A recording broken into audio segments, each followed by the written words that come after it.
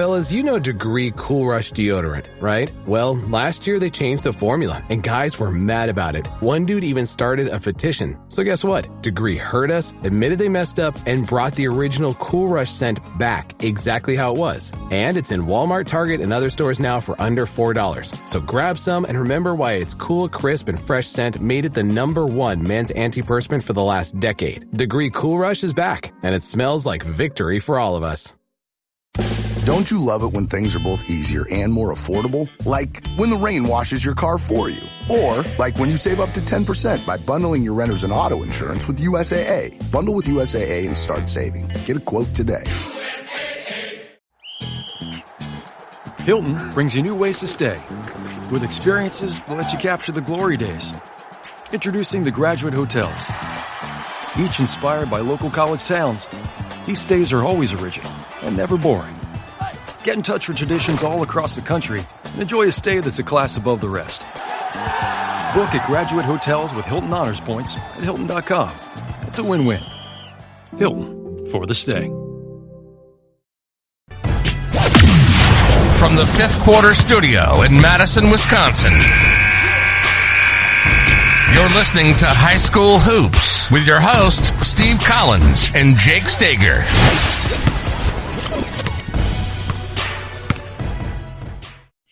All right, welcome to High School Hoops. Almost said Coach Unplugged. High School Hoops. Before we jump in, I'd like to give a big shout out to our two sponsors. First of all, Dr. Dish, the #1 shooting machine on the market, bar none. I'm going to tell you they're getting a lot of use in our gym right now, and our shooting percentage. I mean, I think the first 30 minutes, because they all have different classes, so I set them up right. I said. We have 3 of them, but I set 2 of them up because I wanted to leave other baskets open and for some other skill work. And I think because I get down there as fast as I can, and then they kind of, depending on where their classes is and what they're doing after school, it takes them 15-20 minutes to get down there. So then the kids at Bus Bound can get, I think they're getting I think each machine's getting 400 or 500 shots up before practice goes. So that's awesome. So mention High School Hoops or Coach Unplugged to get $400 off, or mention me. Also go over and check out teachhoops.com for coaches who want to get better. The one-stop shop for basketball coaches. Had some great community members join recently and are learning a lot. So it's pretty exciting. And that's how I'm really, Steve usually puts me in charge of designing the topics. And so I would encourage people that are part of our Facebook group, the one with 71,000 members, which is, I think, an awesome, the coolest basketball community around. Camp Randall, that's where the Badgers play, man. When I start thinking about it, it freaks me out a little bit. That's awesome. And I love these specific questions. And even when you guys put down the different grade levels, because that really helps us for our podcast. I know, and Jake's working on some stuff for Teach Hoops too right now. He actually sent me a screenshot. I didn't actually believe it until he sent me a screenshot. It's pretty funny. And it should be in the folder tonight. So no, you're kidding. No. Yeah. I know. All right, teachhoops.com members. My students still love their seat cushions, Coach. Thank you, by the way. Do they? I hope they love them, dude. I know. I'm sure it made your heart melt. It's pretty awesome. It did. It made me feel really good. It made my day, actually. It made my day when I was able to do that.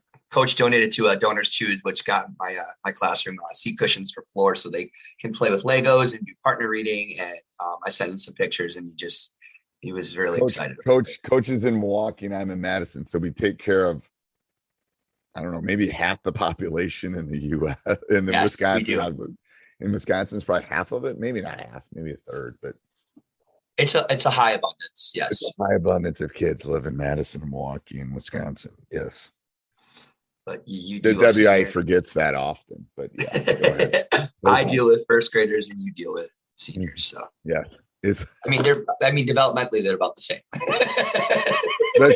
especially after spring break. I'm telling you. I don't know if I've ever said this in this podcast. Seniors after spring break are like freshmen. They're probably more like first graders or second graders. And there's invasion of the body snatchers. When they come back from spring break, because they're scared. They're excited. They're all this stuff. And it's a whole lot of emotions. It's a lot of emotions. And they act very immature. Trust me. I know. All right. What's today's topic? Well, I've been following your team all year, watching lots of film, giving you feedback.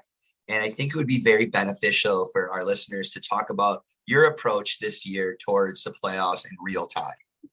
Yeah.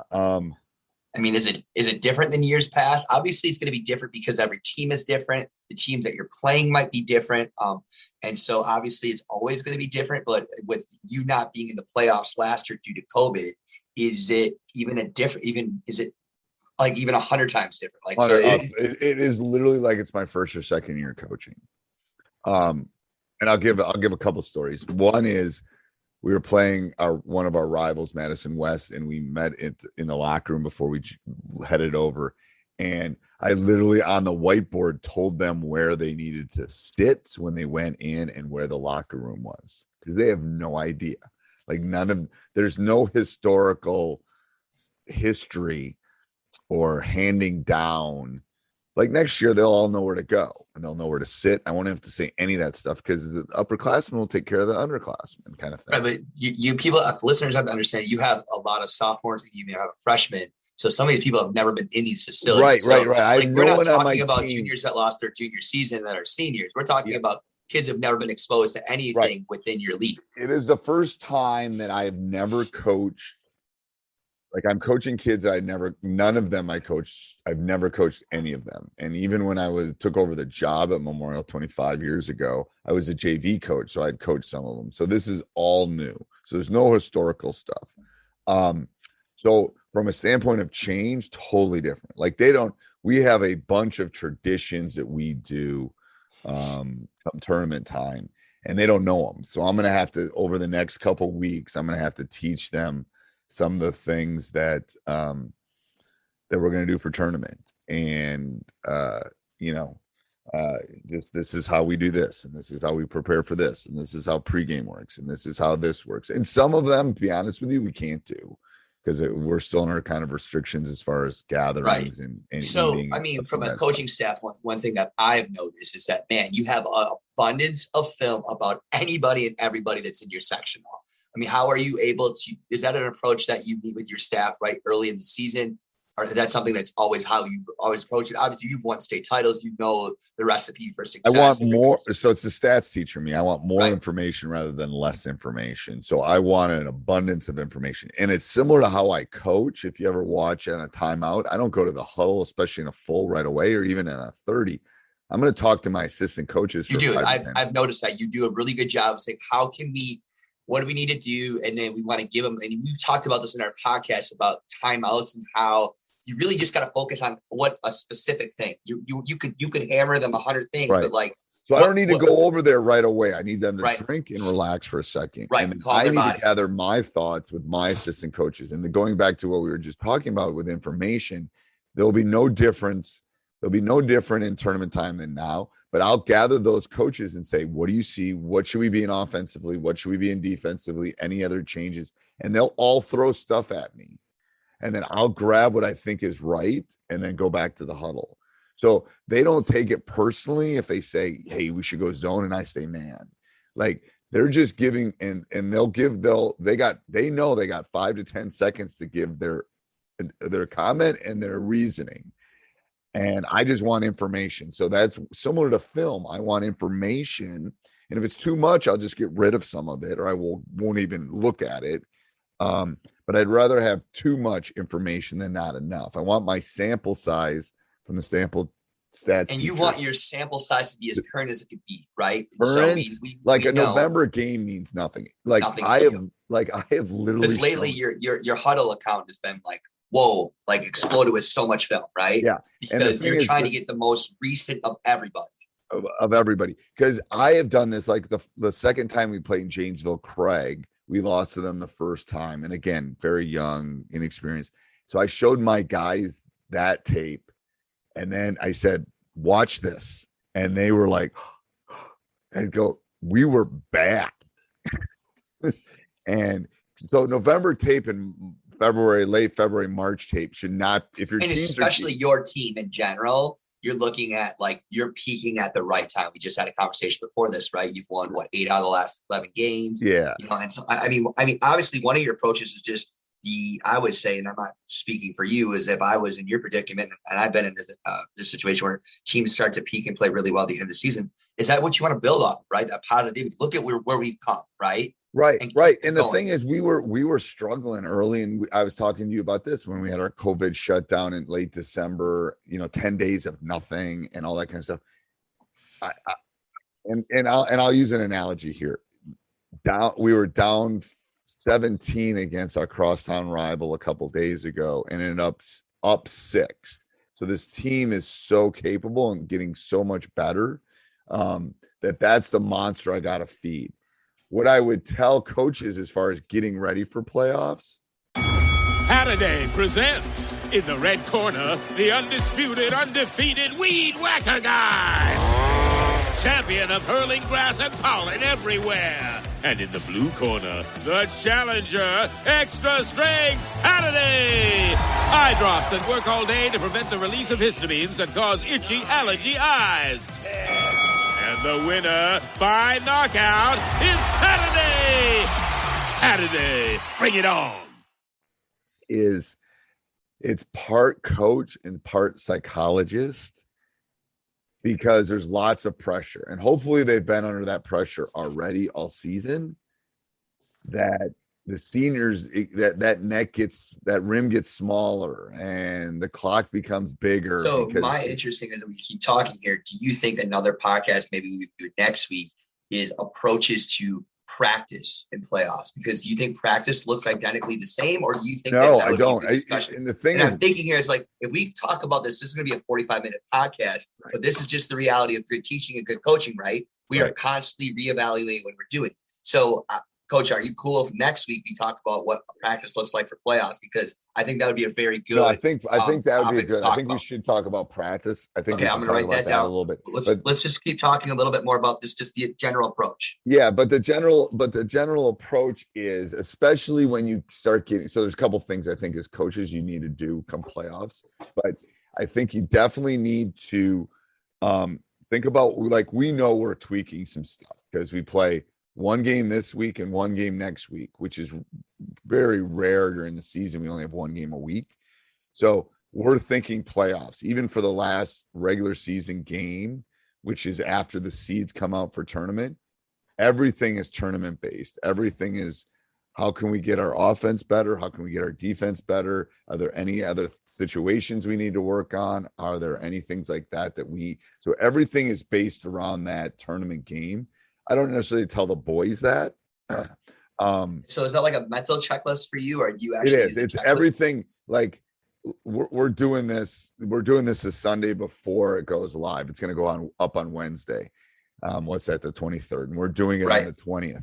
So seeds you and I were talking. Seeds will come out 2 o'clock today, this afternoon. We're doing this in the morning, and then from that point on, everything is about that first opponent. And then if you get ready for that first opponent, you're getting ready for your last regular season game. Because for you, in sense, given your situation, you're not playing for a conference title. Right. And we all know that. Even when I was playing for a conference title, even when we won 14 in a row, the shift was always tournament. It was always. Because I don't mean to cut you off, but, like, don't you feel like you already know that opponent that you're going to play that week before playoffs? I mean, right, you do. Right? Kids know you're going to make minor tees. You're going to look at film. That's going to be an easy opportunity. That's going to be, those are some easy fixes. You know what you're getting up against. Like, there's, you're not going to do 100 different things to change. You don't want to show everybody either, right? Like, this is where you keep everything in your pocket, right? Till playoff time. You make those minor adjustments to the last team that you play in the season. And you know what? And you also, I think you were talking about, like, I'm going to set the tone mentally. Like, if a player makes a mistake, I got to set the tone for them. We can do that crap playoff. I'll play somebody else this game just because I want that player to know that they're held accountable. So I think there's other things you can do, right? In they're like you talked about, that mental approach. What can you do for that mental approach? It's got to be a shift, and it's got to be a shift for your staff. It's got to be a shift for everybody. And we've been talking about playoffs probably for a month. Like, Hey, seniors, you got, there's 27 days until the state finals. Hey, seniors, blah, blah, blah. We're talking about all of that stuff. We're talking about I will this week. It's our last home game. We won't have a home game come tournament time. This is your last home game. This is it. This is the last time you put on a jersey and walk on this floor as a Memorial basketball player. This is the last. I mean, all of that has to be. I want that pressure now. I wanted to feel it now, because then when pressure comes in tournament, I'll just say, hey, remember that West game? We felt pressure. Remember this game? We felt pressure. This is nothing.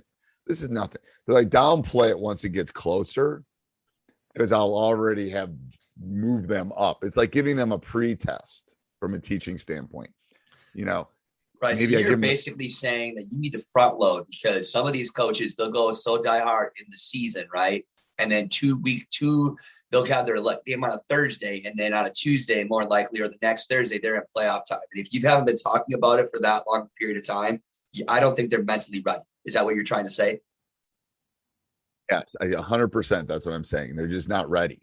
And so for those coaches that have started playoffs, well, I guess this is something that you can learn from the future. And to be honest with you, to make a run at this thing, you know my team, we're going to have to, the margin of error is very small. We're going to have to play very good basketball to win. And they're going to have to believe that they can compete. Yes. And I think I've got them there. I think that's the first thing. And I told them after we lost our most recent game, I said, 6 weeks ago, I didn't think we were very good. 6 weeks ago, I didn't think we were playing very hard. Because we won the hustle. I keep hustle stats, and we won the hustle stat in the last game. I said 6 weeks ago, this locker room wouldn't look like this, because you're mad and you're upset, and I got a couple guys crying. I mean, it's like there's feelings, and you wanted something and you didn't get it. 6 weeks ago, it was just been like, it's a game in July in Indianapolis. Oh, so do you think for coaches too, is that like after a game at the end of the season, as we move in, how they feel after a loss, like the mentality, like the feel of your locker room can tell you a lot about how they're ready for playoffs, right? Like if they don't give a crap, locked. I got them right now. They're locked. We watched, because we lost this game. We lost the most recent game in overtime.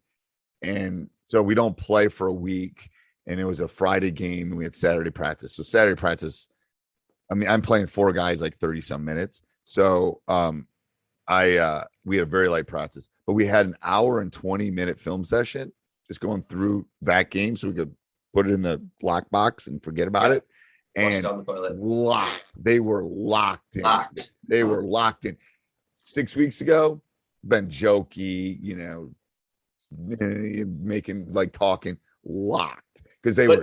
I think that has a lot to do with young boys, right? And we're talking about boys mature. It's amazing though, by where they are in the beginning of the season to the end, like they're just growing more, right? Especially you have a lot of sophomores. They're just, psychologically, their body, they're just becoming young men. Yeah, it's a difference. They start to really understand. It's crazy, right? I see my son from 15 to 20, because he's going to be 20 next week. Oh my God. It's a bigger jump than from 5 to 10. I'm telling you. Yes, for sure. I would have to agree with you 100%. Being an early educator, I feel there's difference in knowledge, but just general mannerisms and things, and it's very similar. But from a 15-year-old to a 20-year-old, crazy. 15 to 16, crazy. He's a man. So, he's a man. He can go out in the world and take care of himself. Right. And I don't have to worry about him. He's in Wyoming. He can get himself home. If he has any questions, he can ask me, and he does still. Because but I don't there's a 15-year-old. No, are you kidding me? In fetal position in the middle of the airport or something. I don't know. It'd be horrible. But all right, so next week we're going to do. I have approaches to practice during playoff time. I think that's a great one. All right, so that's a great teaser. We don't usually give teasers, but that'll be but I like that. I think that's good. Yeah. All right. Till next week, Coach. Bye. Till next time. This podcast is part of the Sports Social Podcast Network.